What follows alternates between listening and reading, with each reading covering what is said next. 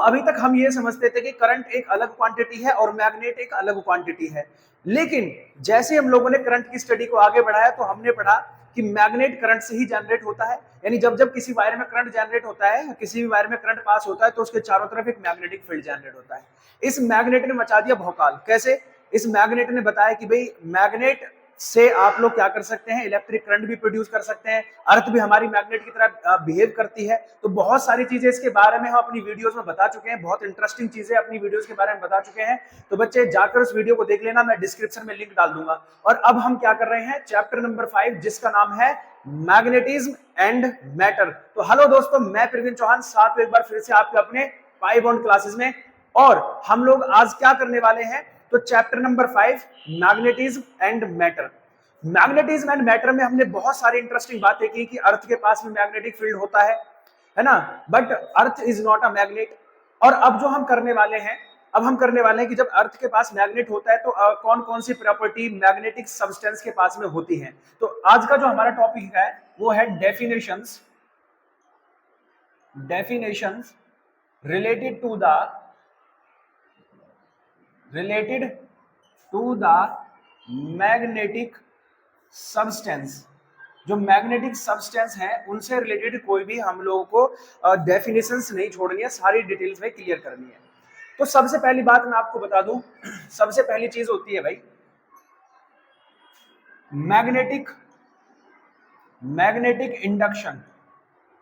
हाँ, ये वाली चीज मैग्नेटिक इंडक्शन क्या है। ये मैग्नेटिक इंडक्शन, इसके बारे में डिटेल से स्टडी करने वाले हैं। चलो शुरू करते हैं। तो मैग्नेटिक इंडक्शन क्या होता है कि जब भी मैं किसी, है ना, ये हमारे पास में एक यूनिफॉर्म इलेक्ट्रिक फील्ड है, मैग्नेटिक फील्ड सॉरी, है ना, इलेक्ट्रिक फील्ड याद आ रहा है, मैग्नेटिक फील्ड है। तो ये हमारे पास में एक मैग्नेटिक फील्ड है, यूनिफॉर्म मैग्नेटिक फील्ड बी, ठीक है। और इसके इनसाइड मैं किसी भी एक ऑब्जेक्ट को प्लेस कर रहा हूं। ये मैग्नेट नहीं है, ये कोई ऑब्जेक्ट है। जैसे आयरन नेल ले लीजिए, है ना, आयरन का कोई एक रॉड ले लीजिए, तो आयरन की कोई रॉड मैंने इस मैग्नेटिक फील्ड में, यूनिफॉर्म मैग्नेटिक फील्ड में प्लेस कर दी। अब जैसे ही इसमें मैं क्या रखता हूं, इस नेल को रखता हूं, तो इसके चारों तरफ अपने आप क्या हो जाता है, एक मैग्नेटिक फील्ड सेटअप हो जाता है। यानी इस नेल के अराउंड में क्या हो जाएगा, एक मैग्नेटिक फील्ड सेटअप हो जाएगा। मैग्नेटिक फील्ड कैसे सेटअप होगा कि ये वाला जो साइड है ये साउथ बन जाएगा और ये वाला जो साइड है वो नॉर्थ बन जाएगा, और मैग्नेटिक फील्ड कुछ इस तरह से जनरेट होगा। इसमें ये मैग्नेटिक फील्ड जनरेट होगा जिसकी डायरेक्शन नॉर्थ से साउथ की तरफ होगी, नॉर्थ से साउथ की तरफ होगी। लेकिन इनसाइड ऑफ मैग्नेट देखें तो इसकी डायरेक्शन यूनिफॉर्म मैग्नेटिक फील्ड की डायरेक्शन में ही होगी, है ना, इसकी डायरेक्शन यूनिफॉर्म मैग्नेटिक फील्ड की डायरेक्शन में ही होगी, ठीक है। तो यहां पर क्या होता है, इस नेल के अराउंड में क्या होता है, एक मैग्नेटिक फील्ड सेटअप हो जाता है। इसी फिनोमिना को कि हमने कुछ भी नहीं किया, बस एक आयरन रॉड को या किसी भी एक आयरन सब्सटेंस को हमने कहां प्लेस किया है, यूनिफॉर्म मैग्नेटिक फील्ड में। और जैसे यूनिफॉर्म मैग्नेटिक फील्ड में उसे रख रहे हैं तो क्या हो जा रहा है, उसमें एक मैग्नेटिक फील्ड सेटअप हो जा रहा है ना, बिना कुछ किए उसमें क्या हो जा रहा है, एक मैग्नेटिक फील्ड सेटअप हो जा रहा है। This phenomena is called magnetic induction. यानी एक आयरन नेल को कहां रखने से, एक आयरन नेल को मैग्नेटिक फील्ड में रखने से उसमें क्या हो जाता है, एक मैग्नेटिक फील्ड सेटअप हो जाता है। इसी को हम कहते हैं मैग्नेटिक इंडक्शन। क्या कहते हैं इसको हम, इस फिनोमिना को कहते हैं मैग्नेटिक इंडक्शन। अब देखिए, अब इसमें क्या हो रहा है, जो मैग्नेटिक इंडक्शन है ना, मैग्नेटिक इंडक्शन एक बार ऐसे समझिए, ये आयरन नेल है ना, ये आयरन नेल है। फील्ड लाइंस कुछ ऐसे पास हो रही है, लेकिन कुछ फील्ड लाइंस ऐसे इसके अंदर से, है ना, कुछ फील्ड लाइंस इसके अंदर से पास होती हैं, अंदर से ऐसे इस तरह से पास हो रही है मैग्नेटिक फील्ड लाइंस। तो जब मैग्नेटिक फील्ड लाइन अंदर से पास हो रही है तो अंदर का जो मैग्नेटिक फील्ड है वो क्या है, डेंसर है ना, अंदर का जो मैग्नेटिक फील्ड डेंसर है और बाहर का जो मैग्नेटिक फील्ड है वो डेंसर नहीं है। तो कहां मैग्नेटिक फील्ड इंटेंसिटी ज्यादा होगी, तो मैग्नेटिक फील्ड इंटेंसिटी इसके इनसाइड ज्यादा होगी और आउटसाइड क्या होगी, इंटेंसिटी कम हो जाएगी। बात क्लियर होगी ना, यानी बाहर जो इंटेंसिटी है वो कम होगी और अंदर जो इंटेंसिटी है वो ज्यादा होगी। अब इसी इंटेंसिटी को लेकर बात करते हैं कि मैग्नेटिक सब्सटेंस में कितने टाइप की इंटेंसिटी होती है, वो हम आगे देखेंगे। पहले इसको समझो कि मैग्नेटिक इंडक्शन समझ में आया कि अगर हम कोई भी एक आयरन रॉड या किसी भी एक सब्सटेंस को मैग्नेटिक फील्ड में प्लेस कर देते हैं तो मैग्नेटिक फील्ड में प्लेस करने से उस मैग्नेटिक सब्सटेंस में या उस आयरन नेल में एक मैग्नेटिक फील्ड खुद ब खुद सेटअप हो जाता है, इसी को हम कहते हैं मैग्नेटिक इंडक्शन। इस फिनोमिना को क्या कहते हैं? Magnetic induction. चलिए अब नेक्स्ट टॉपिक पर चलते हैं। नेक्स्ट डेफिनेशन क्या है? तो नेक्स्ट डेफिनेशन है आपको इंटेंसिटी ऑफ मैग्नेटाइजेशन। कौन सी? Intensity of magnetisation. Intensity of magnetisation. Intensity of magnetisation क्या है? देखिए ये हमारे पास में एक सब्सटेंस है। अब इस सब्सटेंस में ढेर सारे इलेक्ट्रॉन्स हैं, बोलो हाँ या नहीं। अब ये इलेक्ट्रॉन्स क्या कर रहे हैं? ब्राउनी मोशन, इधर उधर कहीं भी मोशन कर सकते हैं, ये जिगजैग मोशन कर रहे हैं अपना, यूनिफॉर्म पार्टिकल्स नहीं है, ठीक है, एक ही डायरेक्शन में मोशन नहीं कर रहे, अलग अलग डायरेक्शन में मोशन कर रहे हैं, ठीक। तो इंटेंसिटी ऑफ मैग्नेटाइजेशन क्या कहता है? इंटेंसिटी ऑफ मैग्नेटाइजेशन कहता है कि इस सब्सटेंस के एक यूनिट वॉल्यूम ले लीजिए। इस सब्सटेंस का वॉल्यूम क्या ले लीजिए? Unit volume. वॉल्यूम क्या होता है? लेंथ, ब्रेथ और हाइट, इन सब का कॉम्बिनेशन। इन सबको मिलाकर एक यूनिट में जितने भी इसमें इलेक्ट्रॉन्स है वो ले लीजिए, है ना, एक यूनिट वॉल्यूम में। अब यूनिट वॉल्यूम कैसे निकालोगे? जैसे 1 सेंटीमीटर क्यूब हो गया या 1 मीटर क्यूब हो गया, इस तरह से ये यूनिट हो गया, है ना, यूनिट वॉल्यूम में। तो जो इंटेंसिटी ऑफ मैग्नेटाइजेशन है, what so the amount of, what does it explain? ये कहता है कि सर यूनिट वॉल्यूम में, है ना, इंटेंसिटी ऑफ मैग्नेटाइजेशन क्या कहता है कि अगर हम एक यूनिट वॉल्यूम में क्या लेते हैं? अमाउंट ऑफ मैग्नेटिक मूवमेंट, है ना, एक मैग्नेटिक मूवमेंट का अमाउंट जो होता है यूनिट वॉल्यूम में, है ना, यूनिट वॉल्यूम में जो अमाउंट ऑफ मैग्नेटिक मोमेंटम है वही क्या हो जाता है? आपका इंटेंसिटी ऑफ मैग्नेटाइजेशन। तो intensity of magnetization is magnetic movement on unit volume.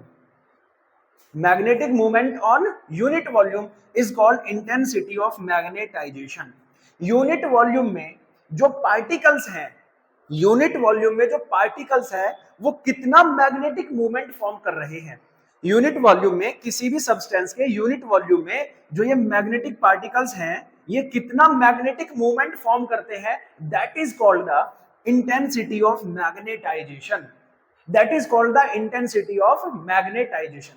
अब ये जो इंटेंसिटी ऑफ मैग्नेटाइजेशन होता है, it is an vector quantity. कौन सी क्वांटिटी है ये? वेक्टर क्वांटिटी है।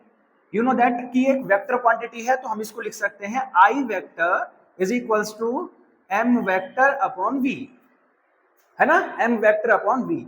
इसका एसआई यूनिट क्या होगा? इसका एसआई यूनिट होता है बच्चे, देखिए आराम से आप निकाल सकते हैं, मैग्नेटिक मूवमेंट का जो मैग्नेटिक मूवमेंट है उसका जो एसआई यूनिट होता है वो होता है एम्पियर मीटर स्क्वायर, और वॉल्यूम का होता है मीटर क्यूब। मीटर स्क्वायर से ये कैंसिल हो जाएगा, तो क्या बचा? Ampere per metre. क्या हो गया इसका SI unit? Ampere per metre, और इसको क्या लिख सकते हैं हम लोग? एम्पियर मीटर इनवर्स, है ना, और क्या लिख सकते हैं इसको? Ampere metre inverse. तो that is the intensity of magnetisation, कि अगर किसी भी ऑब्जेक्ट के यूनिट वॉल्यूम में, किसी भी ऑब्जेक्ट के जो यूनिट वॉल्यूम में जो उसके पार्टिकल्स होते हैं वो कितना मैग्नेटिक मूवमेंट फॉर्म करते हैं, that is called the intensity of magnetisation, है ना, that is called the intensity of magnetisation. और इसको डिनोट करते हैं आई से। आई इज इक्वल टू होता है एम अपॉन वी। आई एक वेक्टर क्वांटिटी है तो एम अपॉन वी हो गया, दैट इज द, ठीक है, इसके एसआई यूनिट हो गया एम्पियर पर मीटर। नेक्स्ट जो टॉपिक है, जो हमारा नेक्स्ट टॉपिक है वो है हमारा इंटेंसिटी, मैग्नेटिक इंटेंसिटी, है ना, क्या है हमारे पास में? Magnetic intensity.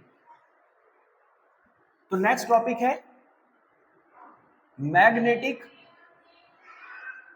इंटेंसिटी।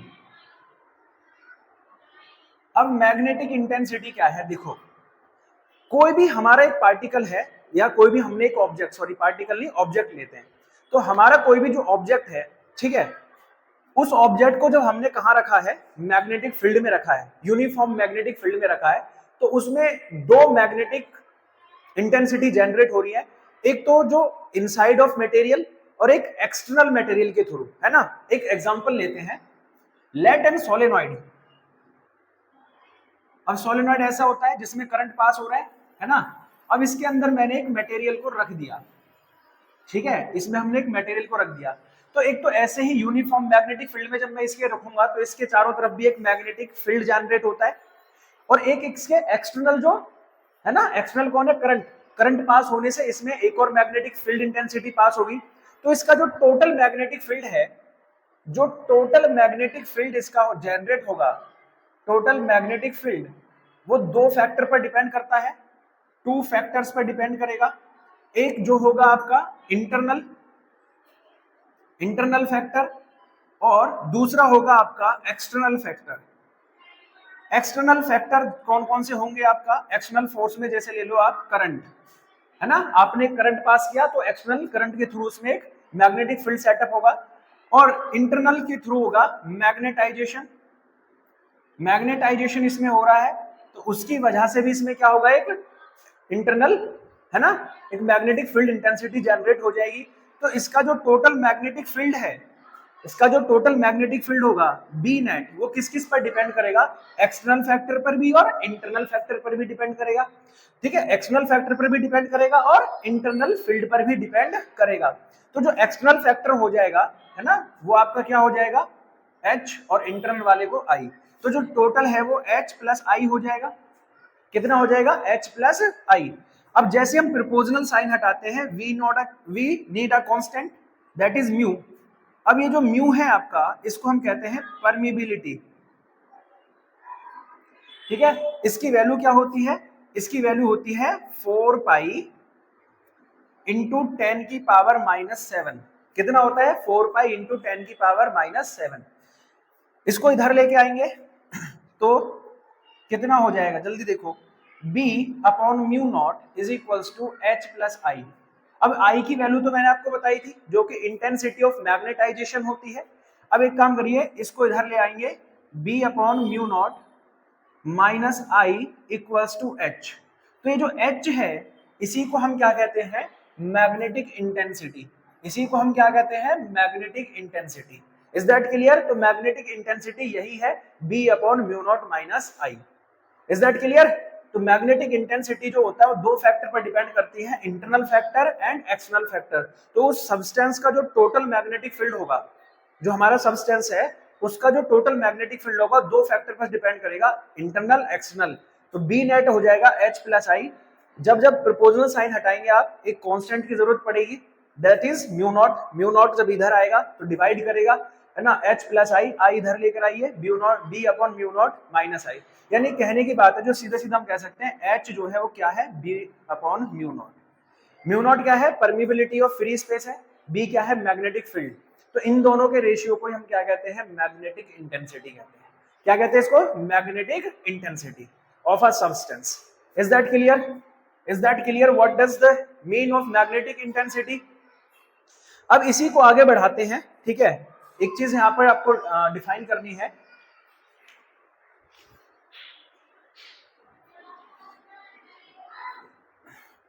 इस फिनोमेना को आगे चलते हैं। तो एक चीज आप बताइए, द अमाउंट ऑफ, जैसे हमने ये सोलेनॉइड लिया था, ये हमने एक सोलेनॉइड लिया था, जितना ज्यादा अमाउंट का आप इसमें करंट पास करोगे, इसकी मैग्नेटिक इंटेंसिटी इंटर वाली भी उतना ही ज्यादा बढ़ेगी। तो कहीं ना कहीं आप ये कह सकते हैं कि सर, जो इंटरनल इंटेंसिटी थी वो एक्सटर्नल पर डिपेंड करती है, जितना एक्सटर्नल सोर्स ज्यादा होगा उतना ही इंटरनल इंटेंसिटी इंक्रीज होगी। और अगर इन दोनों को हम क्या करें, प्रोपोर्शनल साइन कैंसिल करते हैं, we need a constant that is called chi M. क्या कहते हैं इसे, काई एम। अब ये काई एम क्या है, इसी को कहते हैं सस्पेक्टिबिलिटी। सस्पेक्टिबिलिटी कहते हैं इसको। अब जो हमारा आई है वो कितना हो गया, chi M into H, chi M into H. अब आगे चलते हैं हम लोग, इसी को आगे बढ़ाते हैं। अब सस्पेक्टिबिलिटी की अगर डेफिनेशन हमसे पूछी जाए कि what is the definition of susceptibility, तो हो जाएगा आई अपॉन एच। क्या हो जाएगा, आई अपॉन एच। अब आई क्या है सर, ये था इंटेंसिटी ऑफ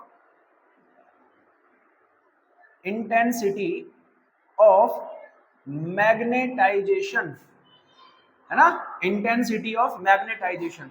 और H क्या था, magnetic intensity, magnetic intensity.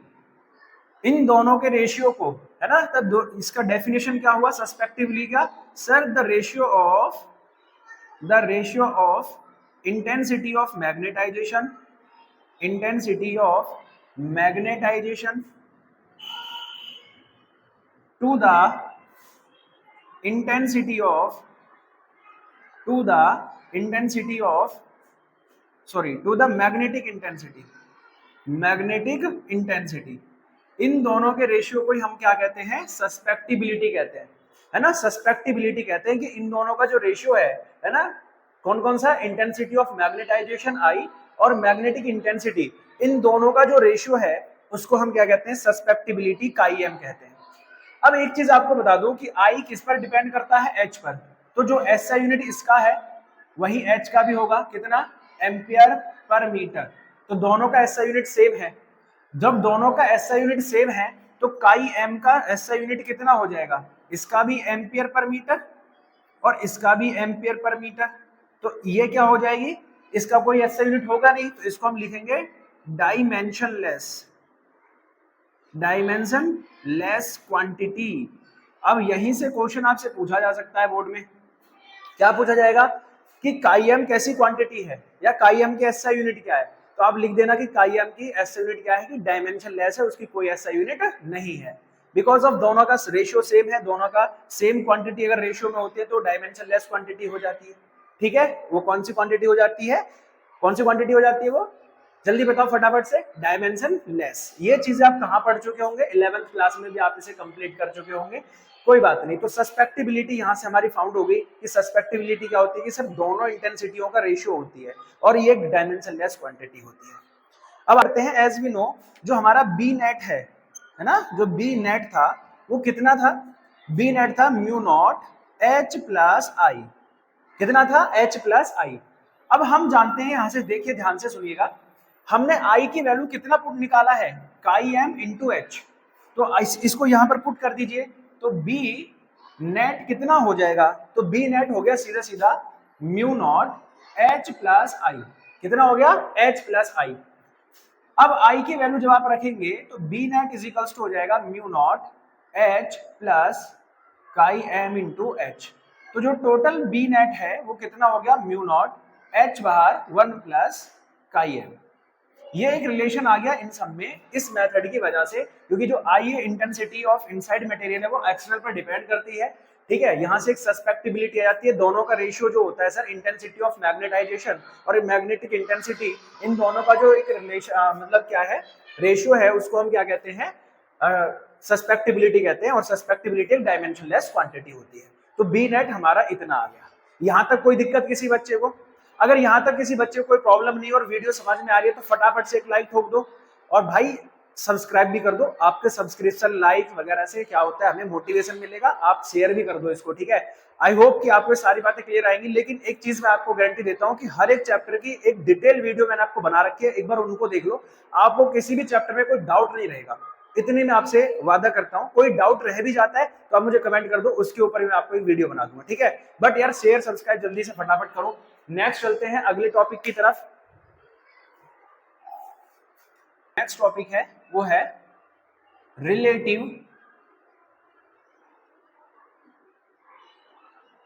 Permeability. Relative permeability. अब रिलेटिव परमेबिलिटी क्या होती है, तो रिलेटिव परमेबिलिटी होती है म्यू आर, ठीक है, और that is mu upon mu not. Mu क्या है, परमेबिलिटी ऑफ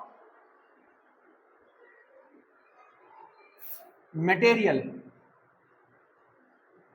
और ये क्या है, परमेबिलिटी ऑफ वैक्यूम, है ना। एक वैक्यूम की जो है वो म्यू नॉट है और किसी मटेरियल की जो परमेबिलिटी है वो क्या है आपकी, है ना, म्यू है। इन दोनों के रेशियो को क्या कहते हैं हम, रिलेटिव परमेबिलिटी कहते हैं। As we definition we can write here the ratio of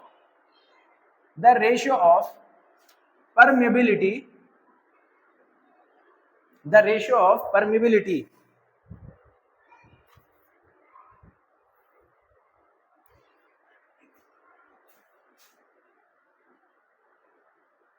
the ratio of permeability of free space the ratio of permeability of material to the ratio of to the permeability of vacuum is called, है ना, क्या बन जाएगा ये, relative permeability. इसका भी SI unit क्या होगा सर, दोनों की एसआई यूनिट सेम होगी, तो इसका जो एसआई यूनिट है वो क्या हो जाएगा, डायमेंशनलेस, है ना, डायमेंशनलेस क्वांटिटी हो जाएगी। ये भी कौन, रिलेटिव परमेबिलिटी। तो यहाँ से भी एक ऑप्शनल क्वेश्चन बन सकता है कि रिलेटिव परमेबिलिटी की एसआई यूनिट क्या होती है, तो ये भी एक डायमेंशनलेस क्वांटिटी है, इसका कोई एसआई यूनिट नहीं होगा। अब बात करते हैं कि आया कहां से है ना, रिलेटिव परमेबिलिटी आई कहां से है। तो रिलेटिव परमेबिलिटी को कैसे हम लोगों ने डिफाइन किया कि mu R is equals to mu upon mu naught होता है। तो चलिए इस टॉपिक पर डिटेल से बात करते हैं। एज वी नो कि जो बी नेट है वो कितना होता है, बी नेट था वो म्यू नॉट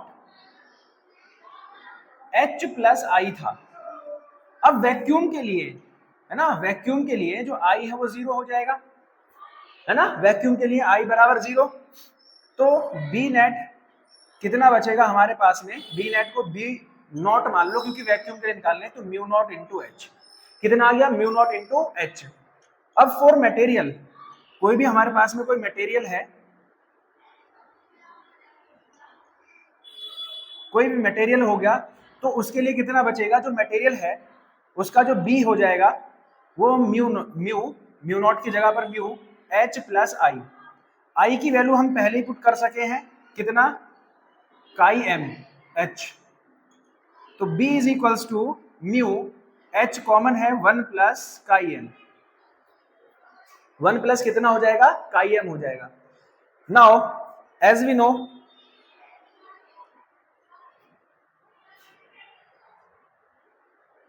तो B इज इक्वल्स टू कितना बना, mu naught H 1 plus chi M. ठीक है, इतने हमारे क्लियर हो गया। अब आगे चलते हैं नेक्स्ट।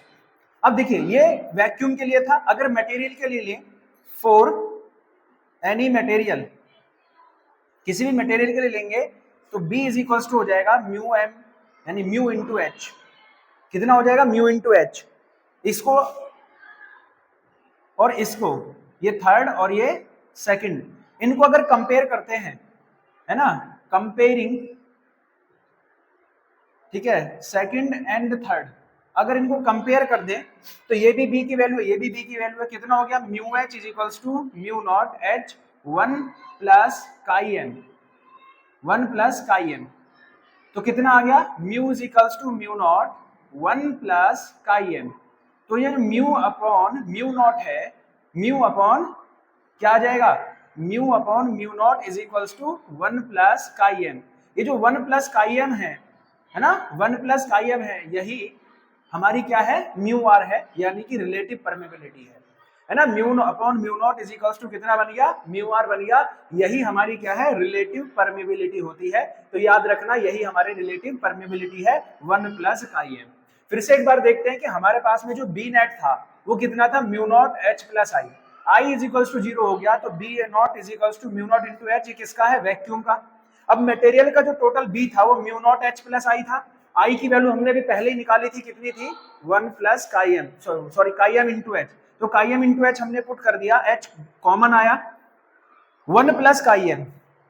अब जैसे वैक्यूम का आया है, किसी मटेरियल का आएगा तो म्यू इंटू एच हो जाएगा, दोनों को कंपेयर करेंगे तो mu into H 1 plus chi M cancel हो गया। तो ये जो 1 प्लस काई एम है, इसी को हम कहते हैं relative permeability of the material. क्या कहते हैं इसे, relative permeability of the material. I hope यहां तक आपको क्लियर हुई होगी सारी बातें, ठीक है। अब नेक्स्ट टॉपिक की ओर चलते हैं।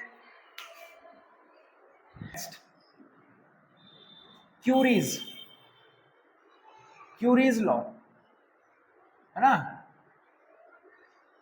Curies law. तो व्हाट डज शी स्टेट, तो उन्होंने क्या कहा कि क्यूरीज ने कहा कि एज वी नो दैट, कि हमें पता है कि भाई intensity of magnetisation depend on the magnetic intensity, है ना, ये दोनों एक दूसरे पर डिपेंड करते हैं। एंड जैसे हम लोग क्या काम करते हैं, इनको क्या करते हैं, इसको हटाते हैं, तो ये क्या हो जाता है, काई एम इंटू एच आ जाता है। तो उसके साथ साथ क्यूरी ने क्या कहा कि जैसे इंटेंसिटी ऑफ मैग्नेटाइजेशन है ना, किस पर डिपेंड करती है, मैग्नेटिक इंटेंसिटी पर डिपेंड करती है। तो वैसे ही ये जो इंटेंसिटी है, ठीक है, ये जो इंटेंसिटी ऑफ मैग्नेटाइजेशन है, ये इस मैग्नेटिक इंटेंसिटी पर तो डिपेंड करती ही है, साथ में टेम्परेचर पर भी डिपेंड करती है। किस पर डिपेंड करती है, टेम्परेचर। यानी अगर आप टेम्परेचर इंक्रीज करते हो, टेम्परेचर की वैल्यू बढ़ाते हो, तो इंटेंसिटी ऑफ मैग्नेटाइजेशन कम हो जाती है। इसको आप ऐसे समझो कि एक मैग्नेटिक सब्सटेंस है जिसको हमने यूनिफॉर्म मैग्नेटिक फील्ड में रख दिया। एक हमारे पास में मैग्नेटिक सब्सटेंस है जिसको हमने मैग्नेटिक फील्ड में रख दिया है ना, सॉरी डाइपोल बना दिया मैंने। एक मैग्नेटिक सब्सटेंस को हमने मैग्नेटिक फील्ड में रख दिया। अब मैग्नेटिक फील्ड में जब मैं उसको रख दूंगा और इसका टेम्परेचर अगर मैं इंक्रीज करता हूं, है ना, इसका टेम्परेचर अगर मैं इंक्रीज करता हूं, तो इसकी मैग्नेटिक प्रॉपर्टी डिक्रीज होना शुरू हो जाएगी, है ना, जो इसका इंटेंसिटी है, मैग्नेटिक इंटेंसिटी है, वो डिक्रीज होना शुरू हो जाएगी, है ना, याद रखिएगा। और अगर इसका टेम्परेचर मैं कम करता हूं तो इसकी इंटेंसिटी ऑफ मैग्नेटाइजेशन इंक्रीज होना चालू हो जाएगी। टेम्परेचर पर भी डिपेंड करता है। एज अगर आप इसकी वैल्यू हटाते हैं, है ना, इस प्रोपोर्शनल को साइन हटाते हैं, there is a constant that is called Curie's constant. इसको हम क्या कहते हैं, क्यूरीज कांस्टेंट। तो इसको क्यूरीज कांस्टेंट की रूप में हम जानते हैं। अब ये जो क्यूरी का लॉ है, ठीक है, ये ओनली पैरा और फेरामैग्नेटिक पर काम करता है। पैरामैग्नेटिक सब्सटेंस और फेरोमैग्नेटिक सब्सटेंस पर ही काम करता है, मैग्नेटिक सब्सटेंस पर काम करता है, डाईमैग्नेटिक सब्सटेंस पर ये काम नहीं करता। अब जैसे मैंने आपको बताया कि डाईमैग्नेटिक, पैरामैग्नेटिक, फेरोमैग्नेटिक, सर ये क्या आपने बता दिया, तो मैं आपको बता देता हूं कि हमारे इसी मैग्नेटिक प्रॉपर्टी के बेस पर अभी तक आप लोगों ने पढ़ा कि जो सब्सटेंस होते हैं वो 3 टाइप के होते हैं। कौन कौन से, मेटल की कौन कौन से हमारे होते हैं, मेटल होता है, नॉन मेटल होता है, एंड एक होते हैं मेटालॉइड्स, ठीक है।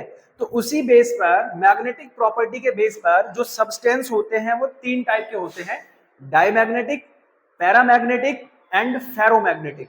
तो मैं आपको क्या बता रहा हूं, जो क्यूरी का लॉ है वो किस पर काम करता है, केवल पैरामैग्नेटिक एंड फेरोमैग्नेटिक पर काम करता है, वो आपका डाईमैग्नेटिक सब्सटेंस पर कार्य नहीं करता। It does not work on the diamagnetic substance. अब कैसे काम नहीं करता, तो इसको समझने के लिए सबसे पहले आपको समझना होगा कि सर ये जो मैग्नेटिक सब्सटेंस हैं जिनके बारे में हम बात कर रहे हैं, यानी कि डाईमैग्नेटिक सब्सटेंस, पैरामैग्नेटिक सब्सटेंस या फेरोमैग्नेटिक सब्सटेंस, ये क्या होते हैं, क्या इनकी प्रॉपर्टीज होती है और कैसे ये काम करते हैं, चलिए इनके बारे में समझते हैं। 3 टाइप्स ऑफ मैग्नेटिक सब्सटेंस होता है ना, 3 टाइप के मैग्नेटिक सब्सटेंस है। पहली बात है डाईमैग्नेटिक की।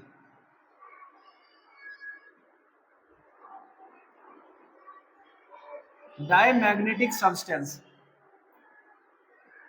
तो डाईमैग्नेटिक सब्सटेंस किसे कह रहे हैं हम लोग, है ना, तो diamagnetic substance are the substance जिनको अगर हम मैग्नेटिक फील्ड में रखें या मैग्नेटिक फील्ड के क्लोज लेकर आते हैं, है ना, मान लीजिए ये कोई सब्सटेंस है, तो इन्हें मैं एक यूनिफॉर्म मैग्नेटिक फील्ड में लेकर आता हूं, तो ये मैग्नेटिक फील्ड के अपोजिट अट्रैक्ट होते हैं, मैग्नेटिक फील्ड के अपोजिट ही अट्रैक्ट होते हैं। यानी ऐसे मान लो कि मैग्नेटिक फील्ड के पास लाते ही रिपल हो जाते हैं, मैग्नेटिक फील्ड से दूर भागते हैं, है ना, इनका मैग्नेटिक फील्ड से कोई लेना देना नहीं होता। ये मैग्नेटिक फील्ड में जैसे ही आप इन्हें प्लेस करोगे ये मैग्नेटिक फील्ड से दूर भागना शुरू हो जाएंगे। ऐसे सब्सटेंसेस को हम कहते हैं डाईमैग्नेटिक सब्सटेंस।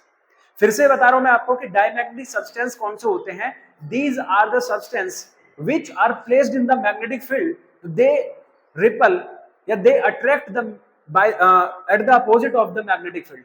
तो ये जो अट्रैक्ट होते हैं ये अपोजिट अट्रैक्ट होते हैं, या ऐसे कह सकते हैं रिपल हो जाते हैं मैग्नेटिक फील्ड में, है ना, मैग्नेटिक फील्ड में क्या हो जाते हैं, रिपल हो जाते हैं। तो इनकी कुछ प्रॉपर्टीज होती है ना, प्रॉपर्टीज होती है इन सब्सटेंसेस की। पहला प्रॉपर्टी क्या है, देखिए पहली प्रॉपर्टी ये होती है इन मैग्नेटिक सब्सटेंस की कि यदि मैं एक क्या लेता हूं, मैग्नेटिक निडल लेता हूं, मैग्नेटिक निडल, और मैग्नेटिक निडल को नॉर्थ एंड साउथ पोल के बीच में फ्रीली छोड़ दूं, है ना, फ्रीली उसको लटकाकर छोड़ दूं, तो वो जो निडल थी, अभी तक आप क्या पढ़ रहे थे कि कोई भी निडल नॉर्थ एंड साउथ की डायरेक्शन में रुकती है, लेकिन यहाँ जो ये निडल है ये नॉर्थ साउथ की डायरेक्शन में रुककर ये परपेंडिकुलर हो जाती है। कैसे हो जाती है, दोनों के परपेंडिकुलर हो जाती है, क्योंकि इसमें क्या लग रहा है, एक रिपल्सन फोर्स काम कर रहा है, तो ये दोनों तरफ से रिपल्सन फोर्स काम करेगा, तो ये क्या हो जाएगी, जल्दी बताओ, ये परपेंडिकुलर हो जाती है। सेकंड प्रॉपर्टी है इनकी, सेकंड प्रॉपर्टी होती है कि ये जो मैग्नेटिक डायमैग्नेटिक सब्सटेंस हैं, डायमैग्नेटिक सब्सटेंस, ये लो इंटेंसिटी वाले में, लो इंटेंसिटी ऑफ मैग्नेट, है ना, जो जहां पर मैग्नेट की इंटेंसिटी लो होती है वहां अट्रैक्ट होते हैं, और हाई इंटेंसिटी में ये, है ना, हाई इंटेंसिटी वाले में ये रिपल हो जाते हैं। ठीक है, हाई इंटेंसिटी वाले एरिया में क्या होते हैं, रिपल हो जाते हैं, और जिनकी इंटेंसिटी लो होती है वहां ये अट्रैक्ट हो जाते हैं, वहां ये ज्यादा काम करते हैं, है ना। तीसरी प्रॉपर्टी क्या है कि इनमें जो म्यू आर, रिलेटिव परमिबिलिटी होती है, उसकी वैल्यू 1 या 1 से कम होती है। इनमें जो रिलेटिव परमिबिलिटी होती है उनकी वैल्यू 1 या 1 से कम होती है। याद रखिएगा, ये तीन प्रॉपर्टी मैंने आपको बताई है कि मैग्नेटिक निडल को अगर इसमें प्लेस करते हैं तो वो इनके परपेंडिकुलर हो जाती है, ये लो इंटेंसिटी एरिया में ज्यादा अट्रैक्ट होते हैं, एंड इनका जो म्यू आर होता है ना, इनका जो म्यू आर होता है वो कितना होता है, 1 या 1 से कम होता है। नेक्स्ट की तरफ चलते हैं जो है पैरामैग्नेटिक सब्सटेंस। हाँ, एक और बात मैं आपको बता दूं कि कौन कौन से वो सब्सटेंस हैं जो डायमैग्नेटिक होते हैं। जी, AU, सिलिकॉन, H2O, ये सारे, H2 भी लिख सकते हैं, ये सारे किसके एग्जांपल हैं, आपके डायमैग्नेटिक सब्सटेंस के एग्जांपल हैं। ठीक है, इनकी ये प्रॉपर्टीज होती है, इन प्रॉपर्टी के बेस पर हम इन्हें पहचान सकते हैं कि कौन से सब्सटेंस है, डायमैग्नेटिक सब्सटेंस है। इनकी डिटेल से बात करेंगे कि क्यों ये ऐसा करते हैं, ठीक है, तो वो नेक्स्ट वीडियो में बात करेंगे। आगे चलते हैं, पैरामैग्नेटिक सब्सटेंस किसे कहते हैं। ठीक है, तो पैरामैग्नेटिक सब्सटेंस कौन से सब्सटेंस होते हैं, तो paramagnetic substance are the substance which got lightly, ठीक है, लाइट कम, lightly attracted in the direction of magnetic field. यानी ऐसे समझिए कि हमारे पास एक यूनिफॉर्म मैग्नेटिक फील्ड है और हम पैरामैग्नेटिक सब्सटेंस को इसमें रखते हैं, तो पैरामैग्नेटिक जो सब्सटेंस है इसी की डायरेक्शन में, इन the direction of magnetic field, magnetic field के डायरेक्शन में ही छोटे मोटे, है ना, थोड़ा बहुत अट्रैक्ट हो जाते हैं, गॉट अट्रैक्टेड। ठीक है, तो ये क्या होते हैं, इन the direction of magnetic field, magnetic field के डायरेक्शन में ही ये अट्रैक्ट हो जाते हैं, बट कम अट्रैक्ट होते हैं, है ना, उनसे ज्यादा होते हैं जो डायमैग्नेट थे, और फेरोमैग्नेट से कम, यानी बीच की कंडीशन रखते हैं, ज्यादा हाईली अट्रैक्टेड नहीं होते, है ना, लाइट अप अट्रैक्टेड होते हैं। तो ऐसे सब्सटेंस को हम क्या कहते हैं, पैरामैग्नेटिक सब्सटेंस। यानी paramagnetic substance are the substance which are placed in the magnetic field. जब उन्हें हम मैग्नेटिक फील्ड में रखते हैं तो these are attracted in the direction of magnetic field, but जो ये अट्रैक्ट होते हैं ये ज्यादा अट्रैक्ट नहीं होते, इनकी अट्रैक्शन पावर कम होती है। ठीक है, अब आगे चलते हैं हम लोग, तो ये अट्रैक्ट हो रहे हैं इनकी डायरेक्शन में, अब इनके पास भी तो कुछ प्रॉपर्टीज होंगी, है ना, इनके पास भी तो कुछ प्रॉपर्टीज होंगी, तो वही प्रॉपर्टी पर चलेंगे। पहला क्या था कि अगर हम एक मैग्नेटिक निडल रख दें, मैग्नेटिक निडल इसके बीच रख दें, तो वो क्या होती है, एक magnetic needle north and south pole के बीच में अगर आप रख देते हैं तो वो निडल तुरंत पैरेलल हो जाती है किसके, नॉर्थ एंड साउथ पोल के। क्या हो जाती है, पैरेलल हो जाती है नॉर्थ एंड साउथ पोल के। दूसरी बात है, क्योंकि ये बता रहा है कि भाई ये अट्रैक्टेड हो रहा है। दूसरी बात क्या था हमारे पास में, तो जहां इंटेंसिटी हाई होगी, है ना, हाई इंटेंसिटी में अट्रैक्टेड होते हैं और लो इंटेंसिटी में रिपल होते हैं। ठीक है, हाई इंटेंसिटी में क्या होते हैं, ये अट्रैक्ट हो जाते हैं। थर्ड क्या है कि अब एक बात समझो, थर्ड पॉइंट क्या है, हाईली इंटेंसिटी में तो अट्रैक्ट हो रहे हैं। थर्ड पॉइंट अब हम ऐसे कर लेते हैं कि हमने एक यू टाइप की एक नली बना ली, और इस यू टाइप की इस कीप में मैंने पैरामैग्नेटिक सब्सटेंस का क्या रख दिया है ना, एक लिक्विड सॉल्यूशन बनाकर रख दिया, और यहां पर मैंने एक नॉर्थ एंड साउथ पोल को रख लिया। किसको रख लिया, नॉर्थ एंड साउथ पोल को। तो ये वाला जो सिरा है जहां नॉर्थ एंड साउथ है, ये इस वाले सिरे से थोड़ा और ऊपर बढ़ जाता है। क्यों बढ़ जा रहा है, क्योंकि ये बता रहा है कि ये हाईली अट्रैक्ट हो रहे हैं, तो इसकी तरफ अट्रैक्ट होंगे तो ये वाला सिरा इनका ऊपर हो जाएगा। ठीक है, चौथी बात, यहां पर क्यूरीज का लॉ काम करता है, क्यूरीज लॉ काम करता है यहां पर। ठीक है, यानी क्यूरीज लॉ क्या होता है कि जो हमारा इंटेंसिटी होती है वो टेम्परेचर के क्या होती है, इनवर्सली प्रोपोर्शनल होती है, कि अगर इन सब्सटेंस का आप टेम्परेचर इंक्रीज करेंगे तो इनकी इंटेंसिटी ऑफ मैग्नेटाइजेशन क्या हो जाएगा, कम हो जाएगा, और अगर इनका टेम्परेचर आप कम करेंगे तो इनकी इंटेंसिटी ऑफ मैग्नेटाइजेशन इंक्रीज हो जाएगी। तो इनकी ये प्रॉपर्टी है, इन प्रॉपर्टी के बेस पर हम इन्हें क्या कर सकते हैं, रिकॉग्नाइज कर सकते हैं कि which one are the paramagnetic substance. अब कौन कौन से सब्सटेंस पैरामैग्नेटिक होते हैं, है ना, कौन कौन से सब्सटेंस पैरामैग्नेटिक होते हैं, तो इनकी बारे में लिख लेते हैं। प्लेटिनम, क्रोमियम, सोडियम, ये कुछ ऐसे सब्सटेंस हैं, है ना। और सॉल्यूशन ऑफ आयरन नेल, है ना, आयरन नेल का सॉल्यूशन, ऐसे ये कुछ सब्सटेंस है जो पैरामैग्नेटिक सब्सटेंसेस होते हैं। कौन से होते हैं, पैरामैग्नेटिक सब्सटेंस होते हैं, या जिनमें ये सारी प्रॉपर्टीज होते हैं वो आपके पैरामैग्नेटिक सब्सटेंस। अब चलते हैं किसकी तरफ, फेरोमैग्नेटिक सब्सटेंस की तरफ।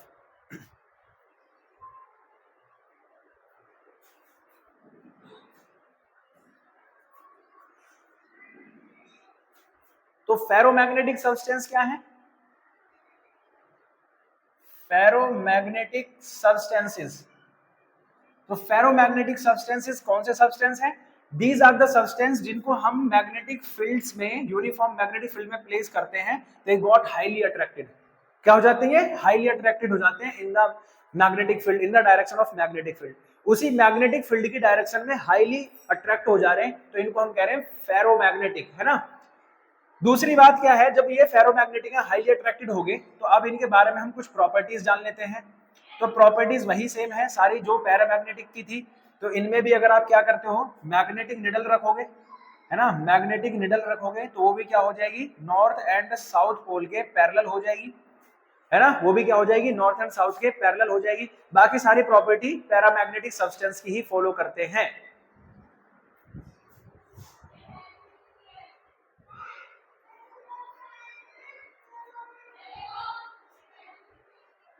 ठीक है, तो ये बाकी सारी प्रॉपर्टी उसी की फॉलो करते हैं। क्यूरीज लॉ यहाँ भी काम करेगा, और ये इंटेंसिटी में हाईली अट्रैक्टेड हो जाएंगे। जहां पर इंटेंसिटी ऑफ मैग्नेटिक फील्ड ज्यादा होगी तो ये वहां पर ज्यादा हाईली अट्रैक्टेड हो जाएंगे।